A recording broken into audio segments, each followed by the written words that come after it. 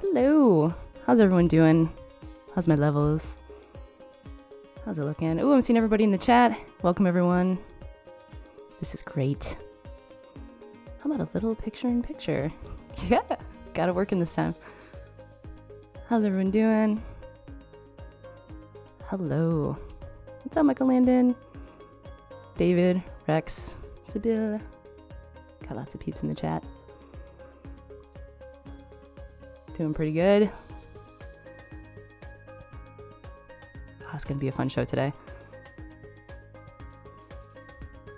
Hello.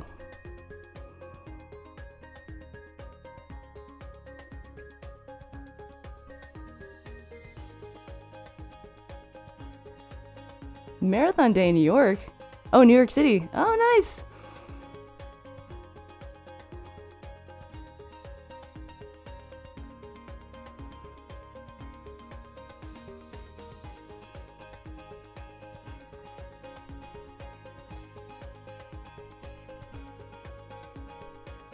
How's everyone doing? Yeah, did you run? What's going on? Is it crazy out there? It probably is. Great show coming up, guys. Let's see, am I going to get this transition? Hopefully I do.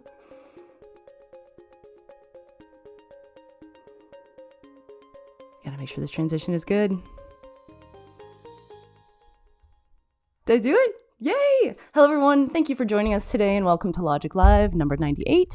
Joining us today is junior flame artist Austin Campbell. I'm your host, Amanda Elliott. Before we get started, let's check out the slideshow from our sponsors. So let's check out the slides. This episode of Logik Live is brought to you by AJA. They make the best video hardware in the business and have been an essential part of Flame since 2006. For more information about their pro video solutions, check out aja.com.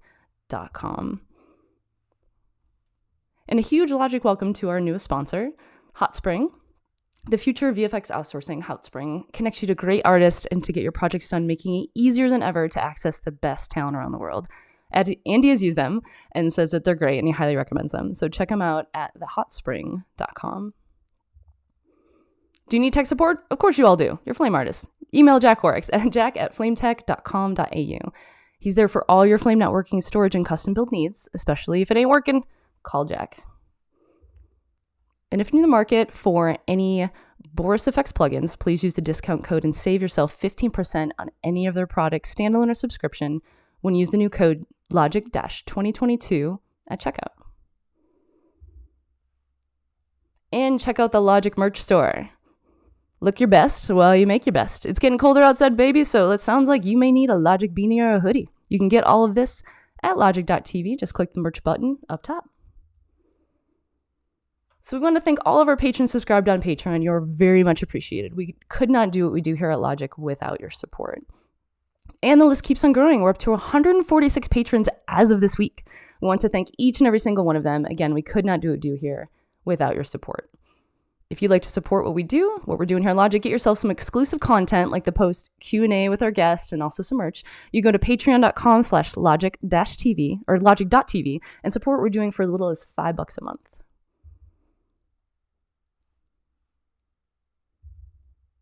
And for Randy's favorite part of the show, the forum stats for 2022, looking pretty good. Let's see, what do we got here? We've got 1,211 users, 1.6 million page views. That's awesome. That's 195,000 in the last month. Awesome. 12.4 thousand posts and 549 users on Discord. That's up 18 from last week.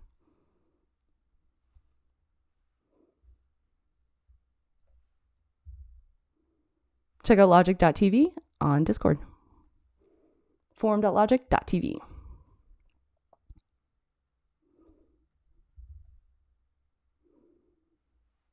And guess what? It is the 100th episode coming up for Logik Live in 2 weeks on Sunday, November 20th. We're going to look back at 100 shows and reflect on the amazing journey that we've all been on these past 2.5 years. Plus, we have some fabulous prizes to give away.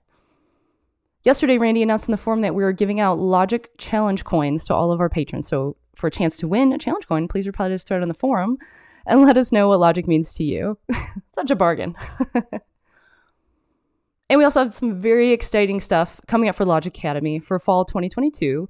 We introduced 3 new Academy courses a couple weeks ago, and we were super proud of them. So we got the particle system. The first one is part 1 of a part 2 series on the particle system from our friend Sinan. You guys know him very well as he was the second episode ever of Logik Live back in April 2020. This is absolutely great. So go and check it out. And thank you, Sinan. My First Linux Flame. We have 2 new installments from our friend Randy. The first one is called My First Linux Flame. Randy helped Andy build his Linux Flame, so you know it's going to be good. And then we got the Logik Portal. Randy also did one on the Logik Portal created by Flame artist Mike Vaglianti. It's a Python script that you can install in Flame that gives you access to all the Logik Python scripts and some batch setups that have been donated by the community. A way to install those Matchbox plugins, so definitely check that out. So these 3, as well as the others, the Connect and Conform workflow, the image node, intro into NDI, 8-minute aces, these are all available for free at logik.tv or on youtube.com/logik.tv. And we also want to thank Autodesk for sponsoring the Logik Academy. And speaking of Flame, because that's why we're here, Flame 2023.2 is out. See, Andy, I fixed it. We want to give a shout out to Grant K, the voice of Flame. He's been fire lately on the Flame Learning channel with a ton of new tutorials that deal with the features in 2023.2. There's a 6-part on the animation editor, amazing improvements in using multi-channel files in Flame, improvements on searching through batch, things that they've added and changes. They changed the render and write file nodes, working faster with automatic batch durations, customizing your UI with batch layouts. Whew, does it for the slides. This is amazing, guys. So hello again, Logik friends. Welcome to Logik Live number 98. So I'm your host. We have a great show today. I just got done chatting with Austin just last week, and it was amazing to get to know about him and hear more about his fun adventure starting from when he was only a sophomore in high school and to now leading a Flame job at his current gig. So please, everyone, please welcome Austin Campbell. How are you doing today, Austin? Hey, can you hear me? Hi, yeah, I can hear you. Can everyone else hear him okay? Yeah. Nice. This is good. Thank you so much for... Super excited, super nervous. All the nerves were hitting me as you were like doing the slides and all that. Yeah, I was like, don't worry. Energy out. Right. I'm like, it to be like about 8-10 minutes of me kind of going through my whole spiel. I'll give you a little chance to get a little warmed up to... I'm just like, please go slower. Take a little time. I can talk a little bit slower now that I got that out of the way. So awesome. It's getting started. It's like pressing that button, make sure the transition is good. Like, are the slides lined up? It's like, but it's super fun, but it's all like, oh, okay. And then all of a sudden you're just like, oh yeah, I got to click that like split button and to like introduce you. So anyway, I was thinking of making a joke of pretending that I was muted, but then I felt like that was going to add too much confusion. So I held back on it.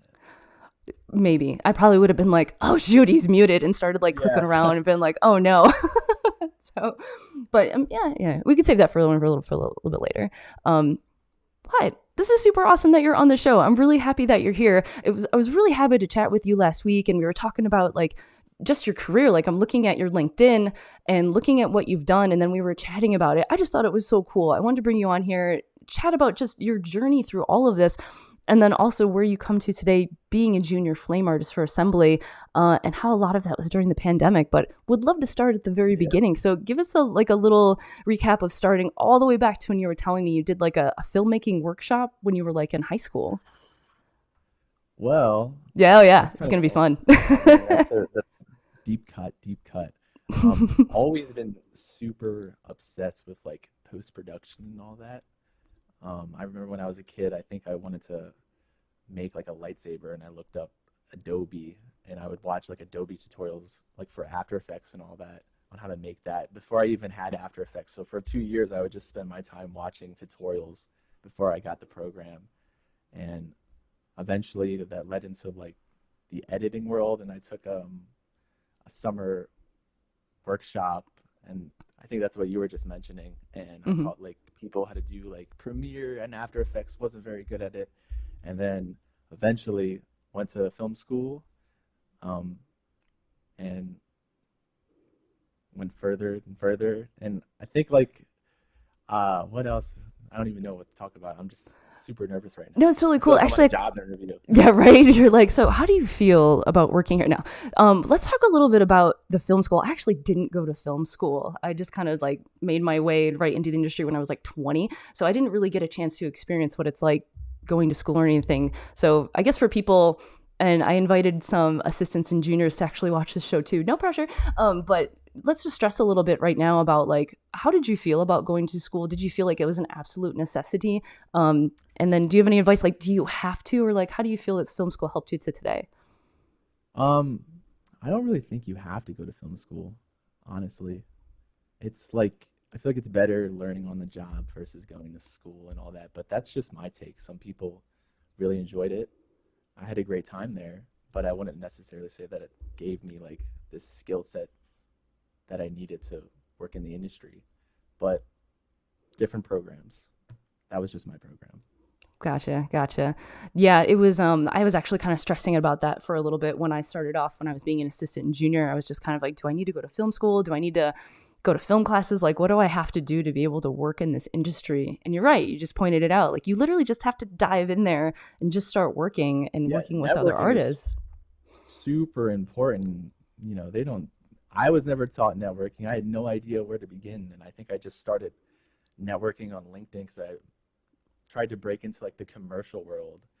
Um, and the goal was to, be like an assistant, like an editing assistant and like work my way up. And I spent like 3 months just constantly hopping on the phone with different producers, editors, and stuff like that before like one day I landed like a freelance assistant editing gig at Union on some Google commercial. And I just spent the next 2 weeks making proxies for the editor and swapping out graphics for the commercial. And they ended up having like an opening for a staff assistant position. And I didn't end up getting it, but then they were like, hey, we actually have a staff position for a flame assist. And I had no idea what flame was Oh, and this is because I at was so Union, right? yeah, this is at Union. I was totally new to the Wow. commercial world, so I didn't even know what flame was. And I was just like, yeah, I don't know how to use it. And they're like, we're totally cool with you learning it. And I was very lucky because a lot of it translated well, like my post-production skills, because being a flame assistant at Union for me was really just like posting, um, doing deliverables, managing and prepping files and QCing. I think my first like experience in Flame, the actual program, was creating slates, and I struggled so hard with that. I did it in the timeline. I was using the text node, and I had no idea what the gestures were, and I think I kept swiping left. And when you would swipe left, it would change it from the edit mode to move mode, and then I couldn't like sit there and change the You're text like, and what's going slowly, on? slowly move. Yeah, it was horrible. Oh man, that's cool. So it actually was really advantageous for you to be at Union being an editorial assist, because then they're like, hey, there's this thing Flame, and you were literally like, what's Flame at that point? Absolutely, yeah. No Wow. idea. Never been in like a node-based compositor or anything like that. I've been a layer boy my whole life because I just been in Adobe. Oh, wow. So let's talk a little bit about when you were working in editorial. How do you feel that that helped you moving into the flame world? Because I felt when I was in editorial, I was also an in-room producer as well. So I was able to help. I Mhm. mean, not with like bids and stuff, not with the money, but it was more just like helping out with the producer that wasn't in the room when clients were in the room, and also being able to prep. I don't know if you did a lot of prep for flame for like finishing. So do you feel like being an assistant editor helped you propel into being a flame assist? Yeah, absolutely. Like I said earlier, a lot of the skills translated. So I definitely like lucked out with that. But in terms of like actually using the program, it's just a different world. Flame is a whole different beast than like a Premiere and stuff like that. And I've done a lot of Premiere assisting too, Premiere and Avid. And actually, when Final Cut 7 was out, RIP Final Cut 7, that was out too. I was working with a lot with that. And yeah, I feel you. I feel like a lot of those gestures and the way that you prep and the way that you do things can translate over to flame assisting. So when you were over at Union, just because I don't know the New York office, I worked in the LA office a long time ago. Do they have it where there's like a whole bunch of like, there's an Avid section and then there's like a flame section on like different sides of the building, or do they kind of integrate them? Well, I've never been in the office. See, this is Yeah, I really just cool been working too. remotely the entire time. Yeah, Wow. I've never been in like an actual flame room or sat behind a flame artist. Wow, that So I blows never, my mind. That's so cool. So what was a lot of your training like then? well, a lot of my training consisted of the flame assist before me. She had an FX PhD course from 2017 Nice. where I spent my time going through that and a lot of time on YouTube, looking at the Flame Learning channel, watching the Logic videos, Logic Academy, and stuff like that. Wow.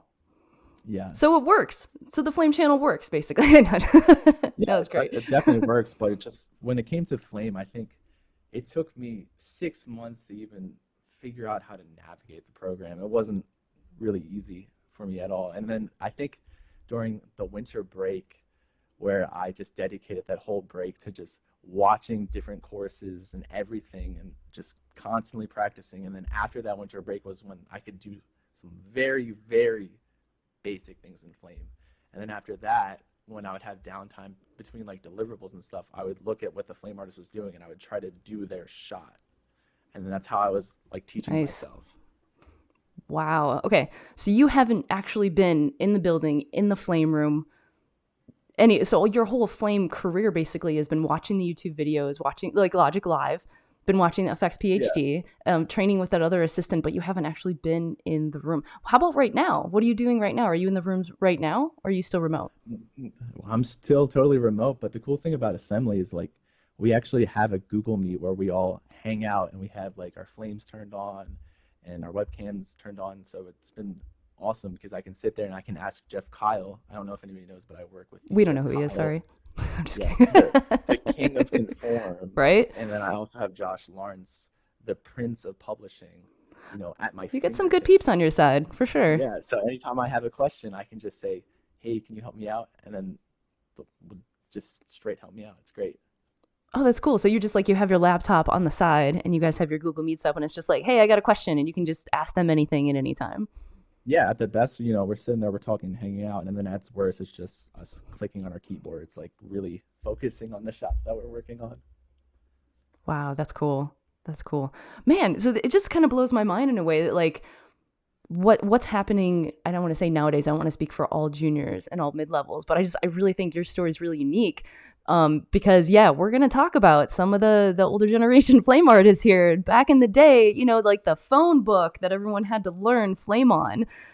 There wasn't YouTube videos. There wasn't the Logic Live then. There wasn't all that kind of stuff. So there's a huge like gap between like some of the flame artists that have been doing this for like 15 years or so with those huge like phone book instruction manuals. I know you guys probably use those as doorstops now. I don't even know if they're still around. I don't know if does anybody have any of those anymore, but you had to literally sit and like go through the book, or you had to go to one of the training centers. I believe there was one in Venice and one in Montreal, if I'm correct. So you had to go to one of those Oh, training wow. centers and work with those people. I don't know if it was like a week or two. I know Sibylla was in the Venice office because I trained with her a long time ago too.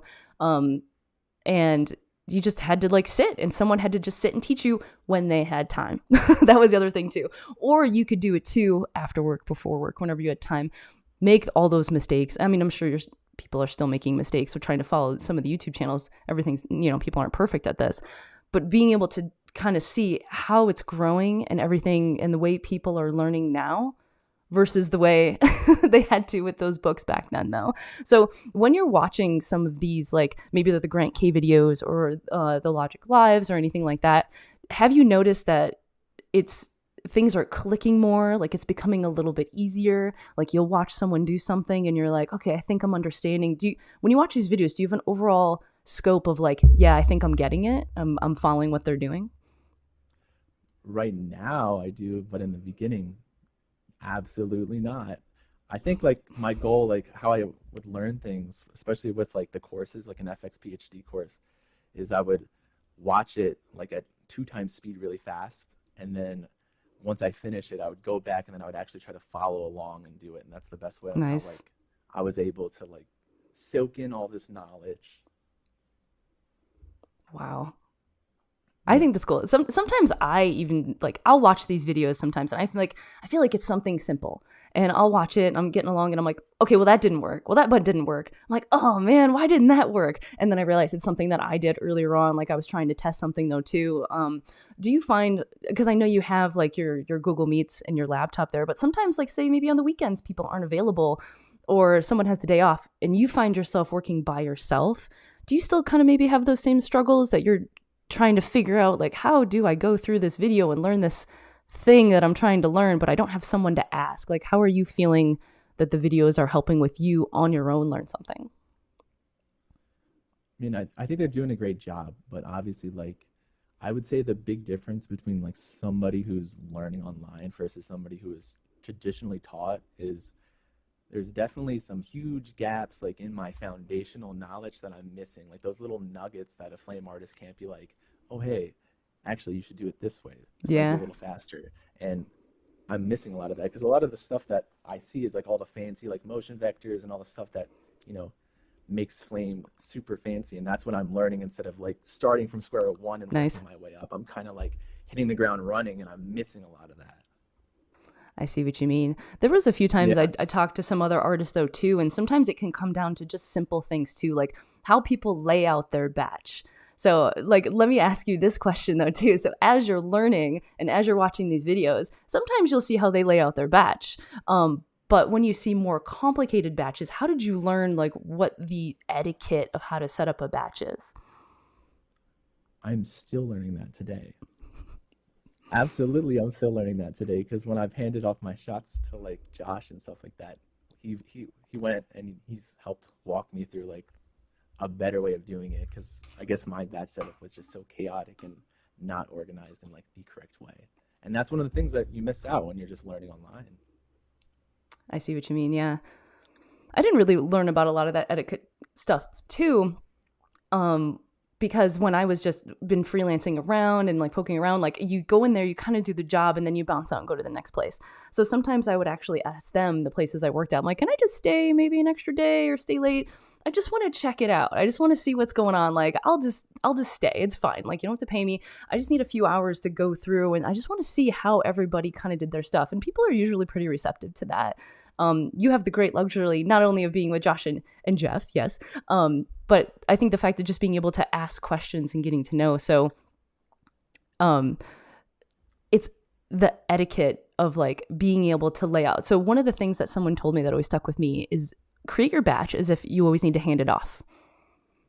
As if you always need to hand it off to somebody else. Someone else needs to pick it up because you don't know what's happening next day. You might get booked on something else. You might not be able to make it. There could be an emergency, whatever.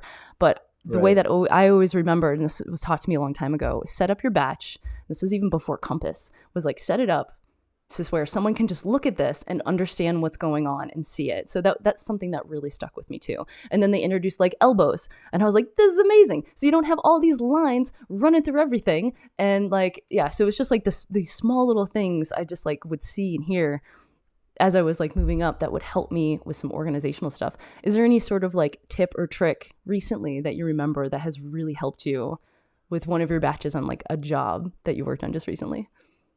Hmm. I'm gonna sit there and stare up in the sky as if the answer is there. Great. Um, Perfect.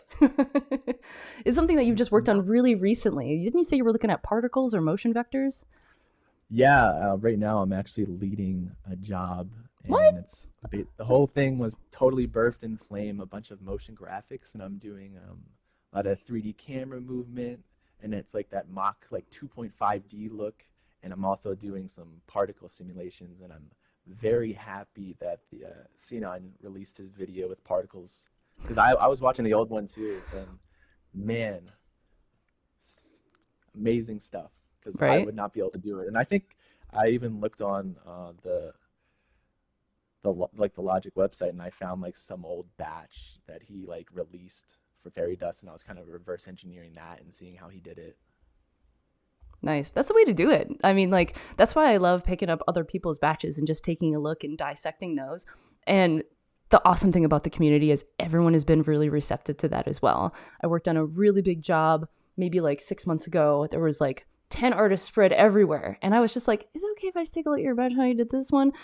And I probably got like 5 different responses from all these different artists of a way to even do something kind of simple. Maybe it was like how to GMask something differently, maybe in the GMask tracer, maybe versus GMask, maybe somewhere in action, or maybe doing it this way or adding it somewhere. It was just something simple like that. And just like what was Jeff Kyle saying a second ago, good point, ignoring the fancy stuff, focusing on simple stuff and the little things. And this was something little too, where people tell me like it's easier to do the GMask like outside of action because then someone can jump into your batch and just see immediately where this GMask is coming from. So something just even small like that, I feel like constantly asking artists about why. And then also to bring it back also to maybe like the older school artists too. I have some artist friends that are like, just paint it, just do it this way, just do wash, desktop paint, just do some like, I guess I keep saying old school ways that sometimes they're just a lot easier and sometimes better. It really depends on the situation.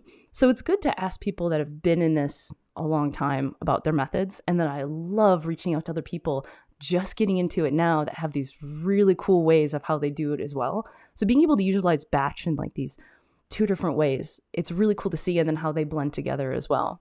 So let me ask you the next question, New. I want to go back a little bit to when you were an assistant editor. When you were an assistant editor, did you also have to prep for online or like prep for Flame, prep for online sessions, right? Yeah, I mean, I not necessarily like prepping for a flame. I think it was prepping for color and stuff like that. But like So I, EDLs and like reference with yeah, burn yeah, in and all that kind of stuff EDLs, too. all that stuff. Yep. So all that So stuff really came over. So when like now you're in Flame, you're getting those EDLs, you're getting those references, you're understanding more about like why they want those specs. When you yeah. were assistant editing, did whenever you prepped for a place, did they hand you like a sheet of specs, like their Flame online prep specs, and you were just like, what is this? Why do they need all this stuff? Oh, yeah, absolutely. But I mean, now being on the other side, I'm like, Right? dang, I didn't need that stuff. And then I also question, I'm like, did I do the prep the best as I could?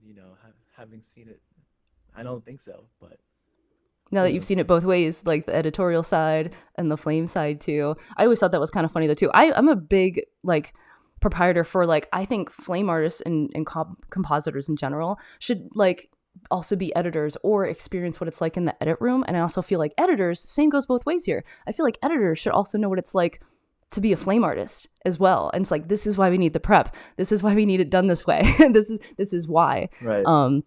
So I think it's very cool just to see that you've been in that situation too, which is a little bit of what I went through, knowing what the Flame artists need in their prep.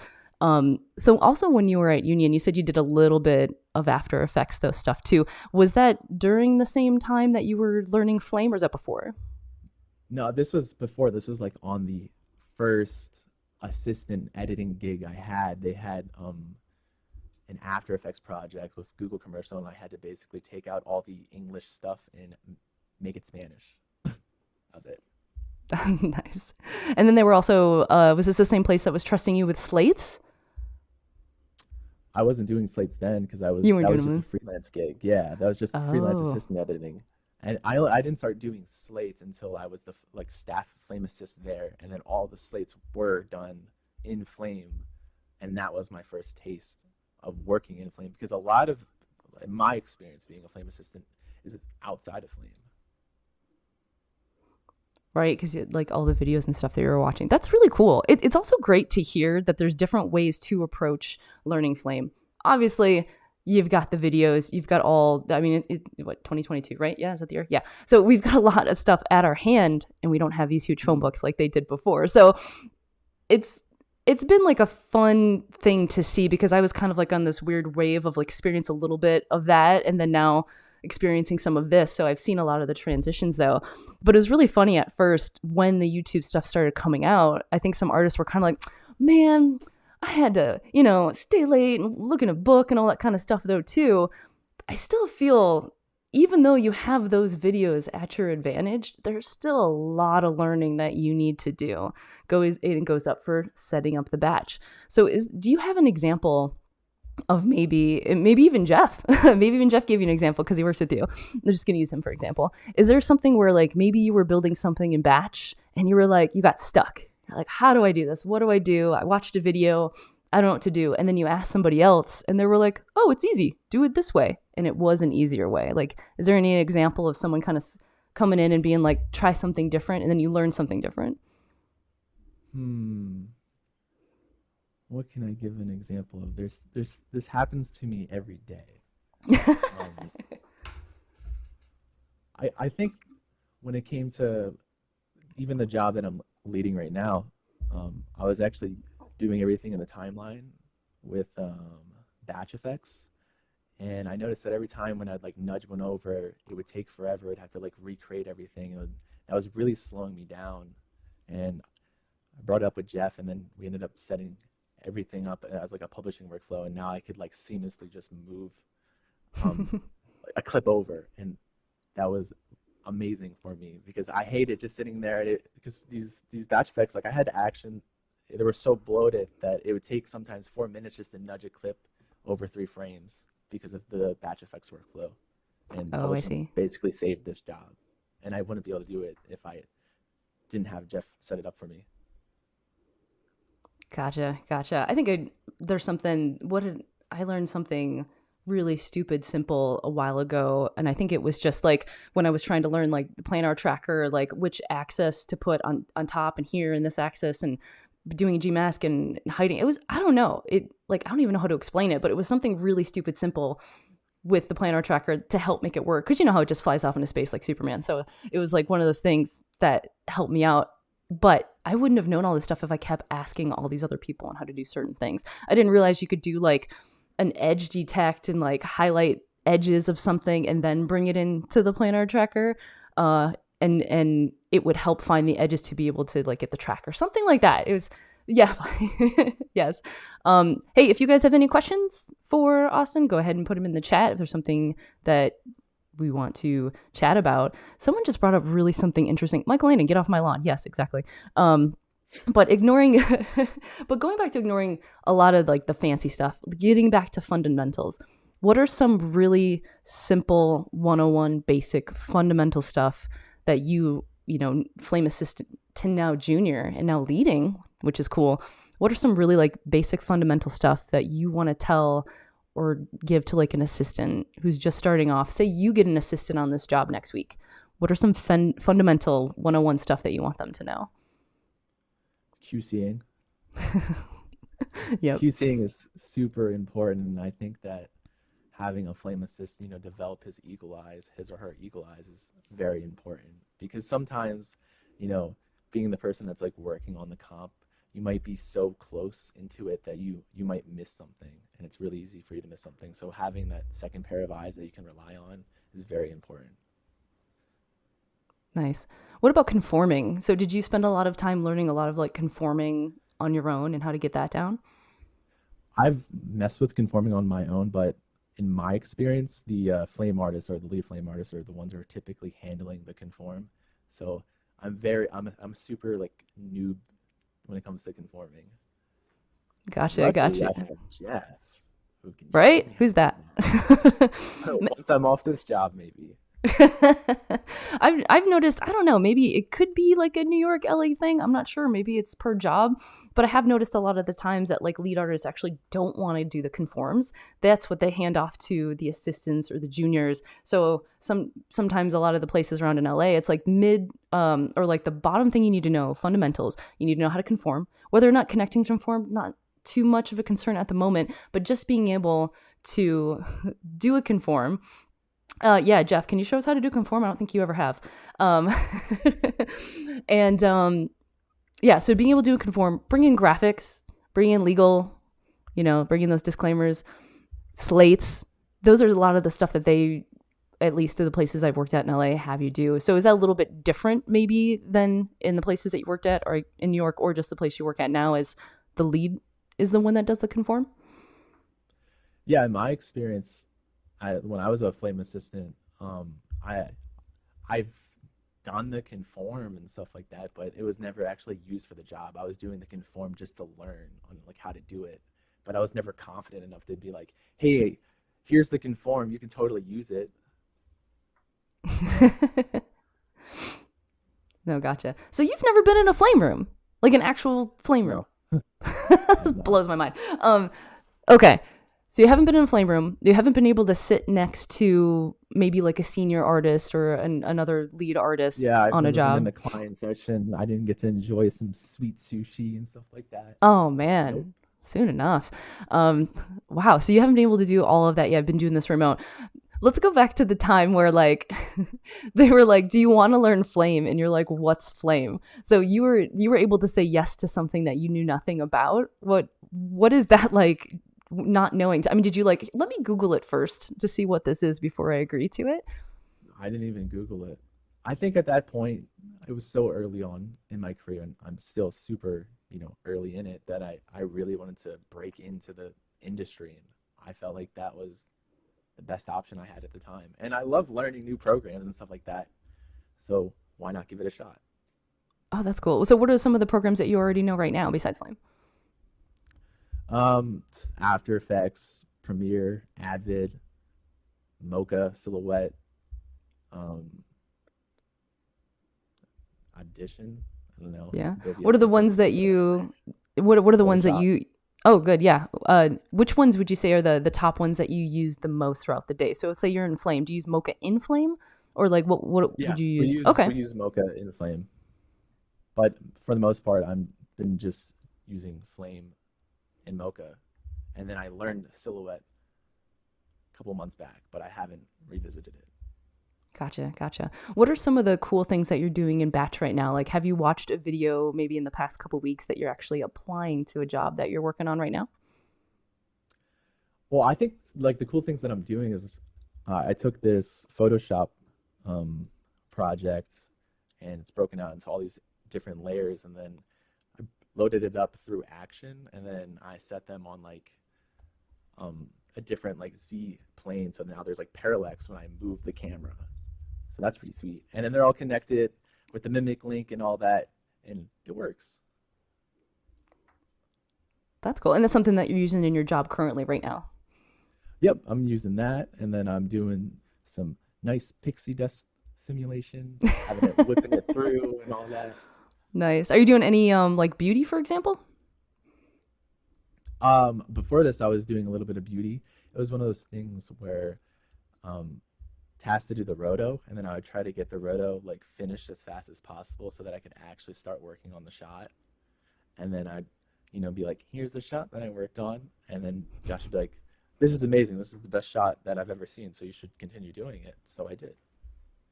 Oh, At least that's nice. how I remember it. He might tell you a little different, It could be a completely different but he's story. not here and he's not on. This isn't his Logic Live. It's mine. Right on.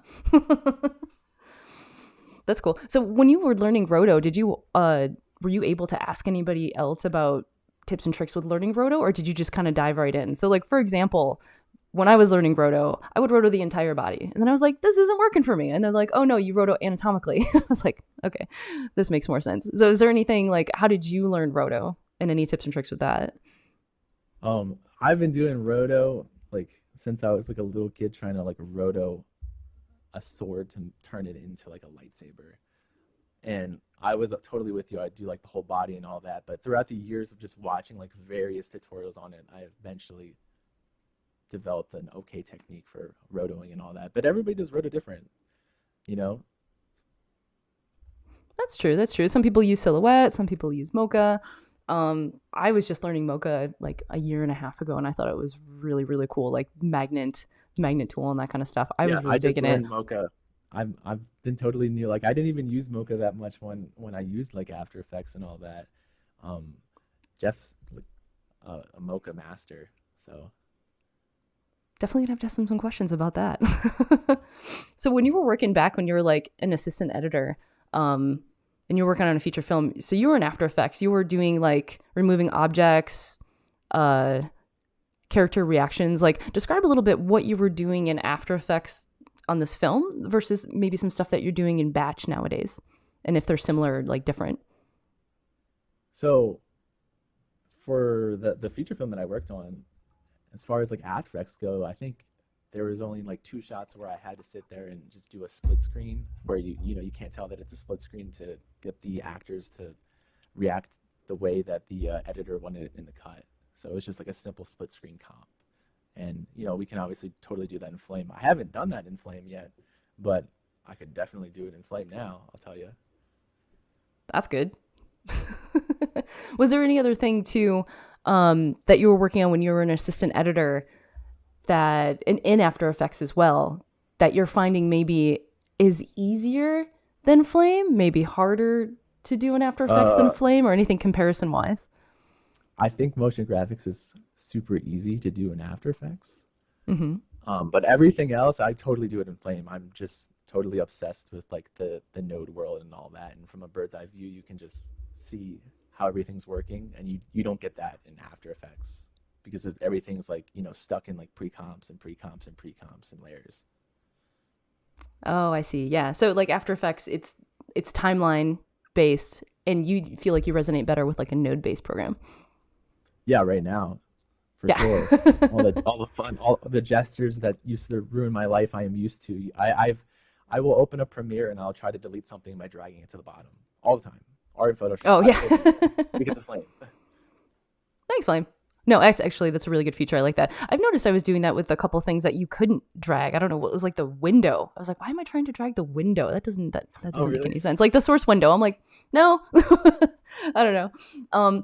Let's talk a little bit about when you said you were on LinkedIn and you were reaching out to people, you're reaching out to producers. Like, how is it that you got into this position? Because you're in a really good position having this amount of experience and then jumping into like, I don't even know Flame, but let's give it a shot.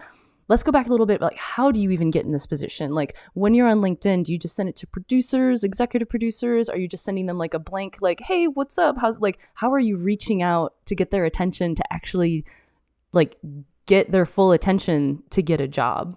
Or, just kind of advice on how to do that.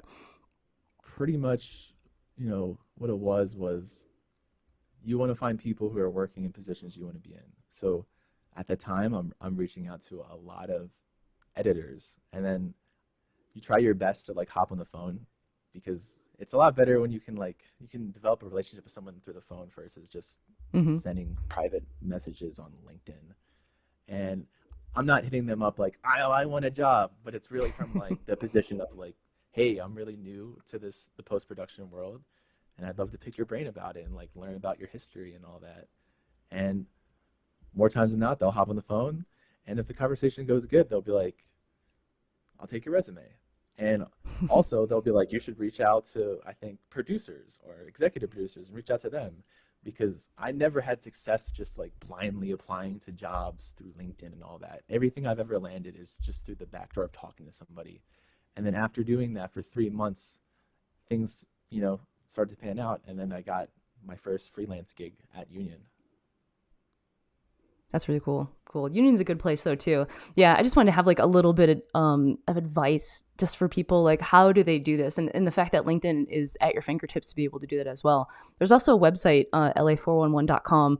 So when I lived in the Midwest and I wanted to move over to California, I was like, I'm moving to the beach. And I'm like, I don't know how I'm going to do it. And so I just went to la411.com, sent my resume to like 300 different companies. I was like, I don't care. I'll be reception. I'll do whatever. And was able to get like 10 interviews and then landed one job. Like, so the odds of that, I was like, oh my gosh. But this wasn't LinkedIn. This was like a little before LinkedIn. So I've been here like 15 years. But that was very interesting to do that as well. Cause like you feel like, oh man, they're so busy. I don't want to like waste their time or something, but it really worked out really well for you. So just advice for everyone else who's trying to do that and trying to break in. It worked for Austin. You gotta, that's what don't wait, put yourself out there, start to make connections and stuff like that. Yeah. So just to kind of decrescendo the show a little bit, I think a couple things that I would love to talk about. What would be like something that you are the most proud of right now? It doesn't even have to be like a flame related thing, but just in your career in general over the past, I don't know, couple years, year and a half. What's like something that you're really, really proud about? Something that you did that you just felt really super accomplished? I mean, definitely leading the job right now, it's very important to me. I feel like I'm adding like a lot of value to the Flame team over at Assembly by taking on a job, being a junior, and I'm doing a decent job. At least I think I am, and I'm learning a lot. So that's definitely the thing that I'm most proud of, is my first real job. That's really cool too. And did you have a chance to did you have a chance to maybe talk with the producers beforehand about like you wanted to lead a job, or did they just kind of come to No, you and say like you're no, ready? no. Josh, it all started a couple months ago where Josh was just like, "Hey, do you know how to do particles and flame?" And I said, "Absolutely not." He's like, "You think you could figure that out?" So I'm like, "Sure." So I spent the weekend and then I showed him a little like pixie dust stream. He's like, "That's pretty sweet. We're going to be doing this for a job and you're going to do the entire job." And I'm like, "Okay." And that's how that happened. And then And that's he's how just it like, "You're all going to be started. doing motion graphics in action with the 3D camera movements with the 2.5D parallax. You know how to do that, right?" "No, I don't, Josh." "Well, you'll figure it out." And then that's how it happened. Wow. That's a great story. I dig it. Yeah. I like that.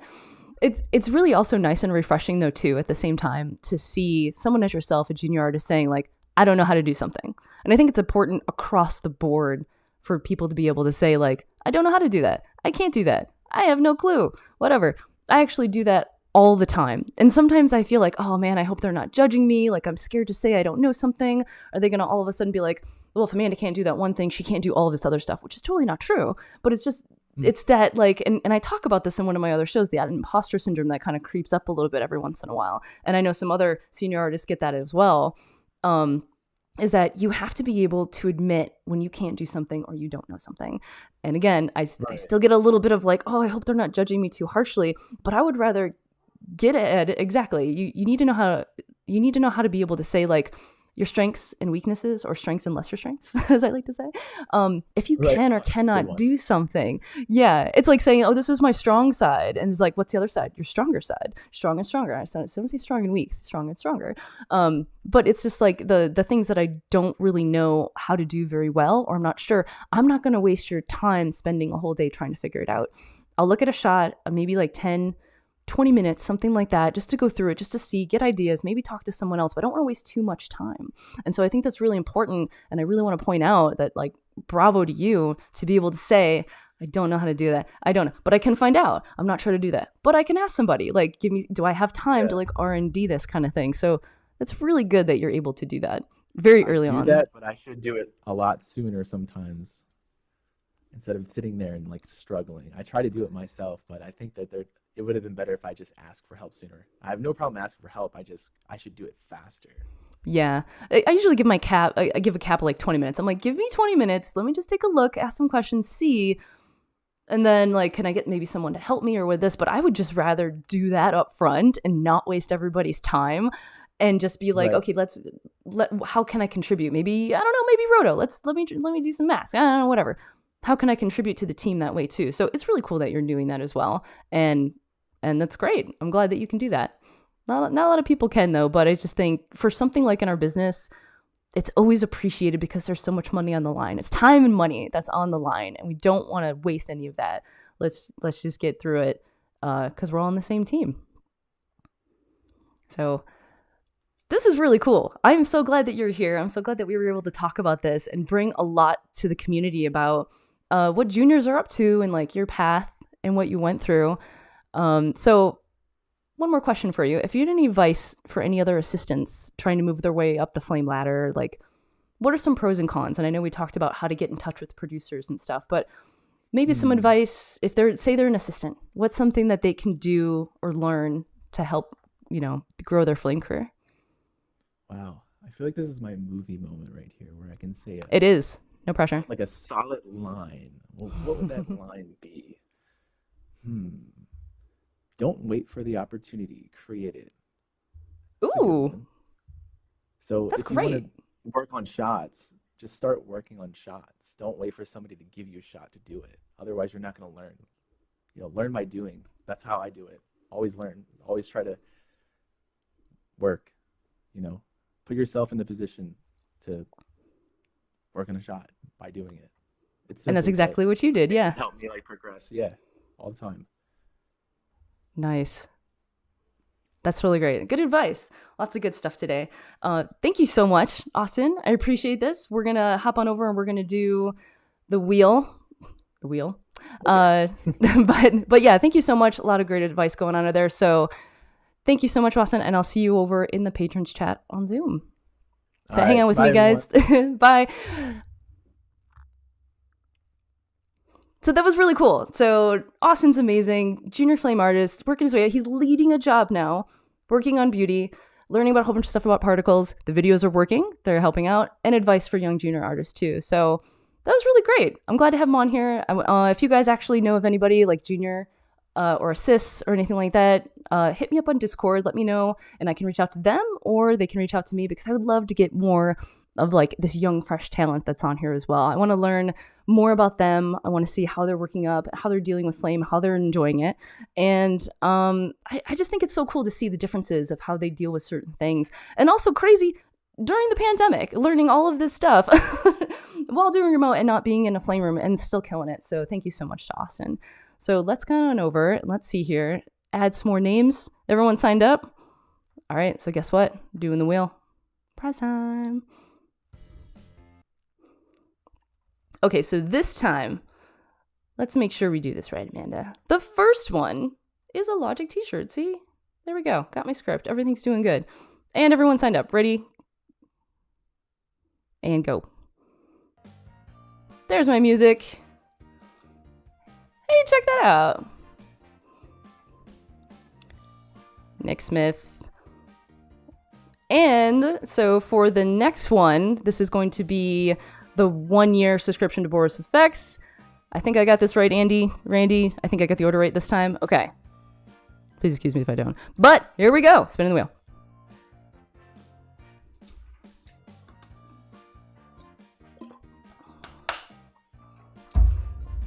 There you go. Woohoo for prizes. All right, so now we're going to head on over to the slideshow. And guess what we got? We got a blank screen for now, but there it is. Coming up on Logik Live, we've got 3 exciting new sessions. I'm really stoked about these 3, by the way. There we go. We got Naveen coming up, hosted by Annie Milkus on November 13th. Let's see here. The next one, November 20th. Oh, check it out. The Logik Live 100 celebrations. This is going to be amazing, guys. Show up for this one. Lots of cool stuff. And Sunday, December 4th, writing your first Matchback Shader with Grazie, hosted by Andy. If you haven't signed up for the forum, head on over and do so at forum.logik.tv. It's daily conversations, Q&A, and just general stuff related to Flame. And Discord, while you're there, click on the link to sign up for Discord. We're having more of our informal chats and hangouts. Thank you to Randy for giving Discord a facelift. Lots of time restructuring and reorganizing went into it, and it's looking really good. This episode of Logik Live is going to join all the other episodes of Logik Live online later today. We're going to have a whole bunch of more podcasts coming out soon. Big thanks to Glenn Teal for helping us with the editing of the podcast and also being a podcast host and recording new episodes. So a lot more of these will be posted regularly. So thank you very much to Glenn. Also check out this one right here, number 28, Women of Flame, where I was joined with 11 other beautiful flame artists. We chat about careers, journeys, the crossroads that women face in our ever-changing industry. We also touch upon scheduling challenges that come up in our line of work and how to address them. I had no idea the impact this episode would have. I received a lot of really good feedback about this episode in particular. So thank you to everyone for sharing that with me and how this also has helped you. Each artist has something amazing to contribute to the Flame community. So I highly recommend go and listen to this podcast or watch the Logik Live. You can get that on Apple Podcasts, Spotify, Stitcher, or anywhere podcasts are available. So check this out. We passed over 1,500 subscribers. Amazing. You haven't subscribed already. If you haven't, check out the YouTube channel and go subscribe. Thank you again to all our patrons on Patreon. If you'd like to support what we're doing at Logik for as little as $5 a month, you can become a patron by going over to patreon.com/LogikTV. And the merch shop. It's getting cold outside. So as Jeff would say, swag yourself out. Grab it. Call Jack. Okay, if you're in need of tech support, and we know you are, call Jack Horrocks. It's Jack at flametech.com.au. Boris Effects, a big thank you to Boris Effects for sponsoring Logik Live. And if you'd like to save 50% on everything they make, you can use the new code Logik-2022 discount code at checkout. A huge thank you to AJA for sponsoring Logik Live. They've been together with Flame since 2006, and we would also like to thank our friends at Hot Spring, the newest sponsor of Logik Live. They're the future of VFX outsourcing, connecting you to other artists around the world to help you get your projects done. You can find that at thehotspring.com. That's going to do it for today, folks. Thank you so much for everyone coming out. A big thank you to Austin for being on the show, talking about his fantastic Flame journey. And now we're going to head over to the Logik patrons only chat on Zoom. Thank you very much to everyone in the Logik community who joined. Have a great week, everyone, and see you next time.